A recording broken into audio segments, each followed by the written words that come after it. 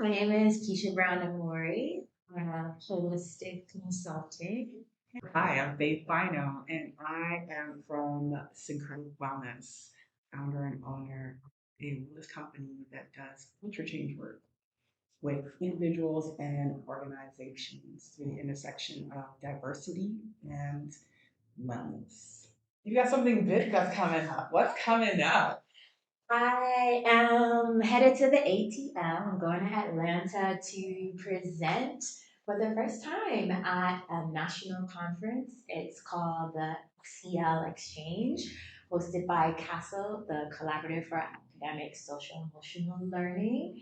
Standard setting around social emotional learning practices, but I'm thrilled that the conference theme this year is centering adult social emotional learning competence and the importance of honoring that development for adults. And this is an opportunity to share how possibility, power, and purpose can live and show up for practitioners, adult practitioners, and how it also serves the work we do with young people. So, why are we gathered? Well, I mean, two fabulous Black women. That's why we're gathered. Facts. Every day that we get together and talk about wellness is a day that I'm really, really excited about what it means to say all the things, all the quiet things, and sometimes the very loud things, even louder. So I'm happy to do that with you. Well, I'm going to let you tell the story a little bit so that folks can know how we got together. Speaking on the strength of Black women, I had an amazing referral through a mutual colleague, partner, co conspirator. She's been supporting our work individually and connected the dots for the two of us that we were very much aligned in what we were doing. And I was launching a pilot experience centering play and restoration. So I invited Faith to join me on that journey, and she dropped some powerful gems in community with other holistic leaders and learners in a protected space outside of our traditional four walls of being.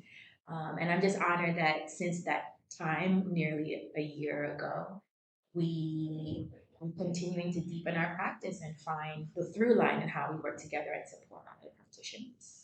Yeah, the exciting part for me is very much about how we as Black women are talking about play, not just for kids, because there is a legacy and a host of research that focuses on play for children and forgets that adults need to play as well. Absolutely. And play, regardless of age, has this amazing impact.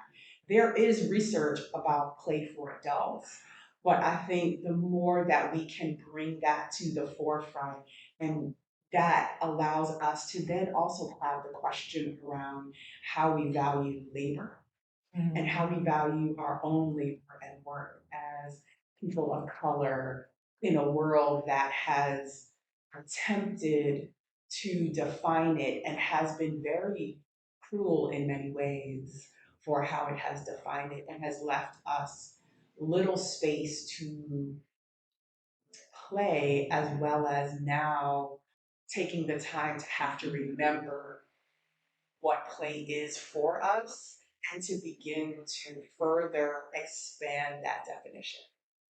So, you talk about the importance of connecting play with adults and well being. People don't often make that association, not with adults and definitely not with adult well being specifically. Yeah, I have a problem with, I'm a recovering workaholic.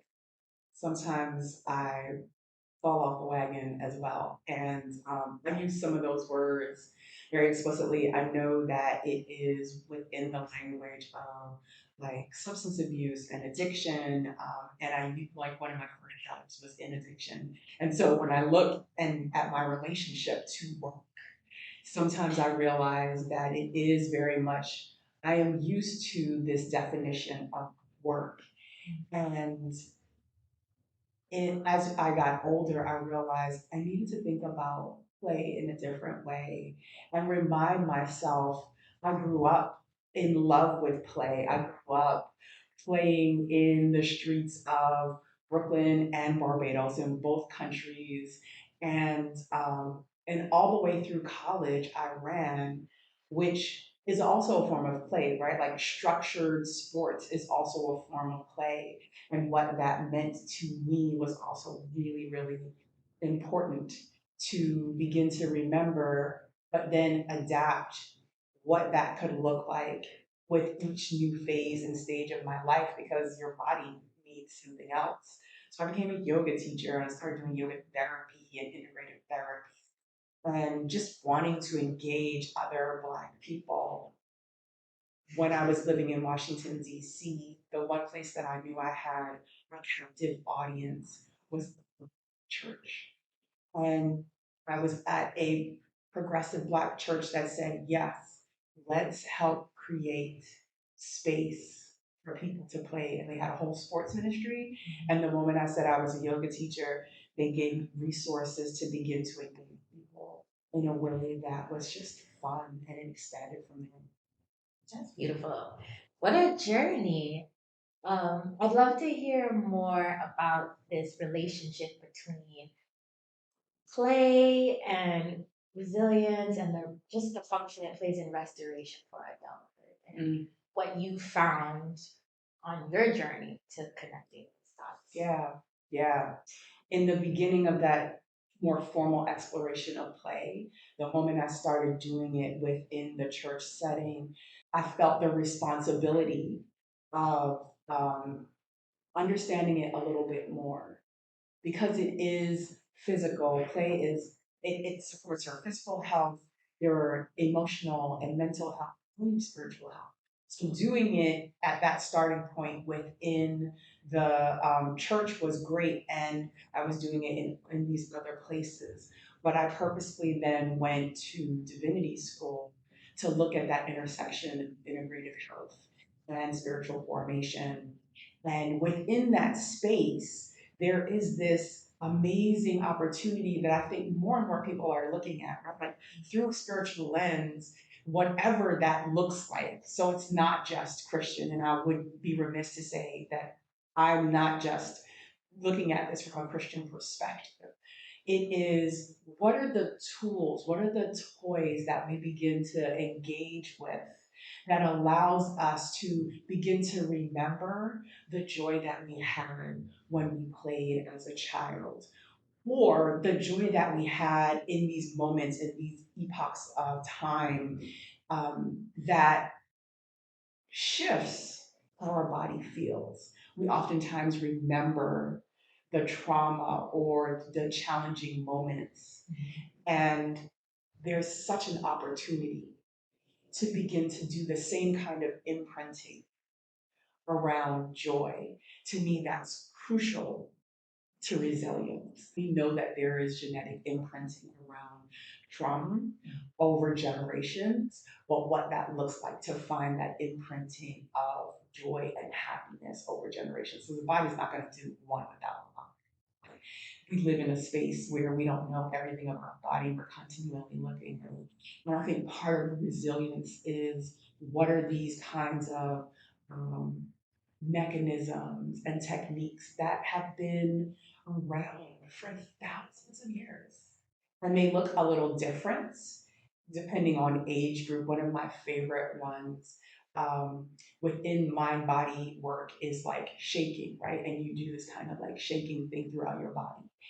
Within various religions, you'll notice people are doing shaking, right?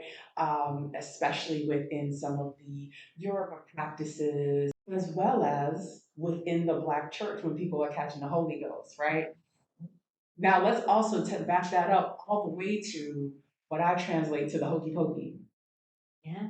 Just in the simple direction, put whatever body part in, maybe it's your arm, maybe it's your leg, and then you shake it all about like what it means to begin to move around and move your body.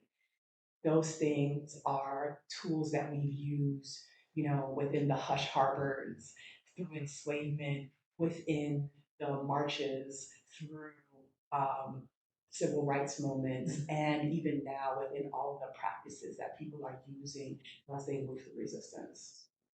That's so powerful. That imagery around an imprint of joy and how it lives in the body literally gave me goosebumps. I love it, but it's so real. We need to do more of this, and we need to honor these indigenous and Yes. practices that have just been given to us from our ancestors, but maybe haven't been codified and validated with our traditional research methodology now. But that is powerful energy, the imprint of joy. I love it. Okay. So, I mentioned it brought you in as a thought leader for an experience put on for leaders and learners. And for you to be able to take that and begin to engage with people within the very framework that I think is brilliant around play, that part of the partnership is really what excites me. So I'm going to flip the question and ask you about how you think about Imaginarium and the significance of play. So I have a framework that I use for all of my work at Holistic Consulting, really. The three P's, I call them possibility, power, and purpose. And centering and honoring imagination and play is tied to possibility thinking for me, which is really a protective factor. We talked about these things like they're fluffy, they're superfluous, it's this extra thing, and it's really something that can anchor and just create space and create opportunity in a way that I don't think fully realized. It optimizes our well being when you exist in a place of possibility. And imagination is a vehicle to get. So like we kind of feel it viscerally when we think about children in play, but possibility thinking exists throughout our lifetime. Anytime you entertain multiple variables, alternatives, you are in the space of innovation or creation, when you can, it's really courageous to think outside the confines of what you see, touch, feel, what's given to you. It's like high art. I don't know how else to say it. It's essential to our nature. So the more we can, with intention, invite imagination in, that's really how I define possibility, the better off we are for it. It literally creates worlds, layering of worlds. So yeah, I love living in that space and empowering other learners and leaders too as well. Yeah. Intentional innovation. Mhm. We've done that for generations, but what I love about this moment is that there's so much more space and opportunity, and there's so many pieces of technology that we can then lean into, and it doesn't have to be about work. So, what's your favorite way to play? How do you see the work of syncretic wellness and holistic consulting alone? Yeah, well, even in just having this conversation, like what it means to open up more spaces to have this kind of conversation, and then the opportunity in the work that you're getting ready to do. And I really want to make sure that we talk about this event that's coming up because it's a big deal, right? And for your participants to experience the tools that Syncretic Wellness actually comes under Faith's Elixir. So syncretic wellness is very much about the work that we do with institutions and individuals, and then the products that we have comes under Faith's Elixir, and we have a toy box. In this toy box are all these various kinds of toys, right? Like some people may call them tools. We call them toys on purpose. Yeah. That is a stimulus and a catalyst for people to begin to use in that they build their own well-being practice. So there may be a roller ball, there may be a dissolvable paper. I actually have a toy box here that I can share with you that you'll be able to take a look at. We then are able to say, take these, play with it, and hopefully that will also catalyze the remembering of the things that are very culturally relevant to you. I play all day, every day.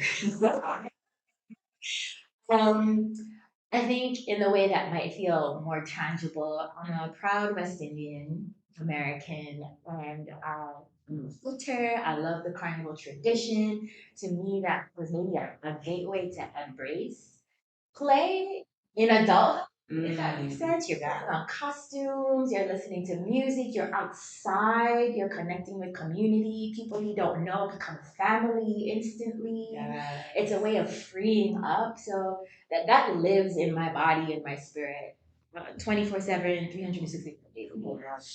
But I love to think about smaller, more accessible ways that I play in my day to day. I love language and playing with language. Make words all the time. That's playing. Yeah.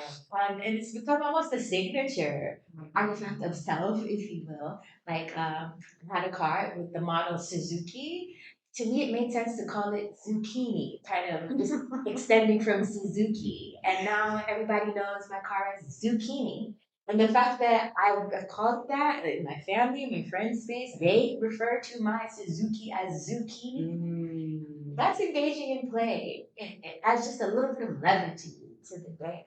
And there's just really small, simple ways that you can tap into that space. It doesn't have to be this complex thing or taking, a step at a time. It's a mindset shift. It's an invitation to just be liberated differently. Mm.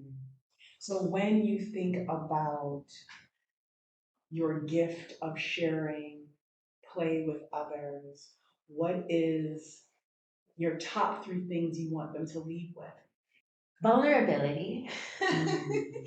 Because the whimsical part of play really speaks to a freeness and just being vulnerable and like releasing yourself of bounds and lines and just being hyper conscious around things. Just let go. It's a release. You have to embrace vulnerability to invite in that level of release, which I think is a healthy exercise across the board because transformation rests with vulnerability. You can't really transform unless you're okay with being vulnerable and uncomfortable. So play almost becomes like an entry point, an access point to embracing that. So that would be one. I would say joy, just finding even like mundane ways to invite joy. You know, and it's okay. You don't have to apologize for it. Right. It's deserved. It's earned. It's accessible. It's everywhere. You can make a conscious effort to let it in. And honor the importance of it in your life. She said 3. Vulnerable, finding joy in. Um, let's say sharing it.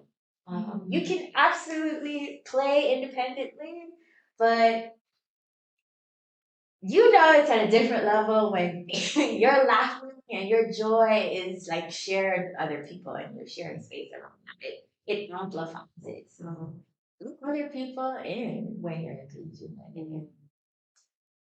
It's Share powerful. joy. That is our birthright. That is our birthright. It's contagious, so in a good kind of way. Right. Yeah. One more question. How do you live out your faith? Mm. I love that one. Um, Over the years, I've developed a personal mantra for how I choose to live and how I choose to show up, and especially when I feel challenged. I've decided I am living a purpose-filled life as long as I have these three L's: love, light, and laughter. And love is for me like the center of all things. It's relationships, connections, self, purpose. When I think about light, to me, that's possibility thinking too, inspiration, making a conscious choice to see beauty in spaces in all kinds of ways, right? Outside based thinking, like leaning in light, embracing light.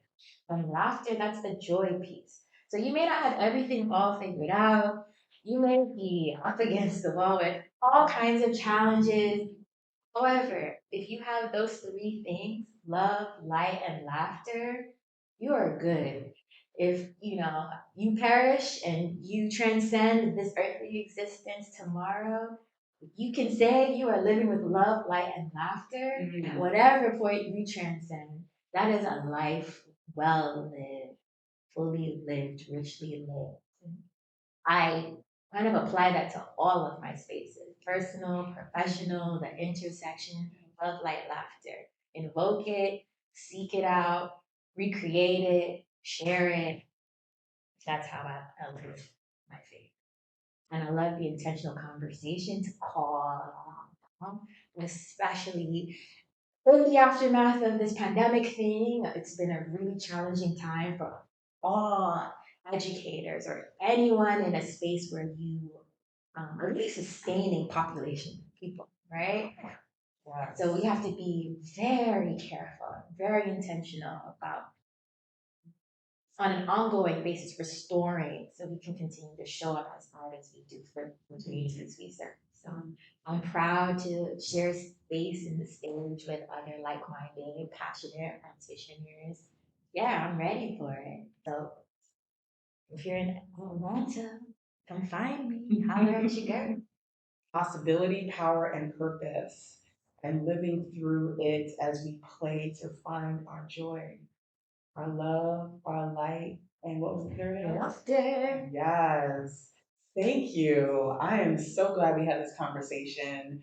We did a little bit of laughter in the beginning, in the middle, and hopefully we'll come up with a little bit at the end. There's been physically a lot of light in here, which is yes, beautiful, and a lot of love because I'm glad we were able to gather, and we did so in a new year where there is less restraints.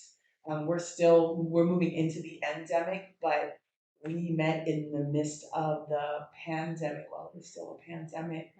And so I am loving the fact that we have been able to gather in space and hold space to be able to talk about joy and play and resilience in a time in which we are living into those three things. Absolutely. Where can the folks find you? I am on Instagram at Holistic CEO.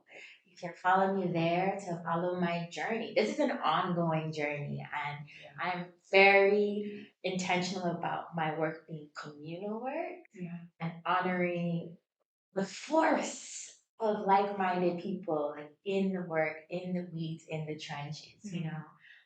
So I'm drawing on strength from all of you who really believe in these things too. You're doing this. I just want to create a platform to highlight what we are doing together to uplift people. So follow the journey there. You'll hear more about my road to the SEL Exchange Conference in Atlanta this November, and all things outside. Right on. You can find me at Wellness Pastor on all the socials, TikTok, Instagram. You find me on LinkedIn as Faith Bino. And we'll be coming back together again. Thank you. Thank you all so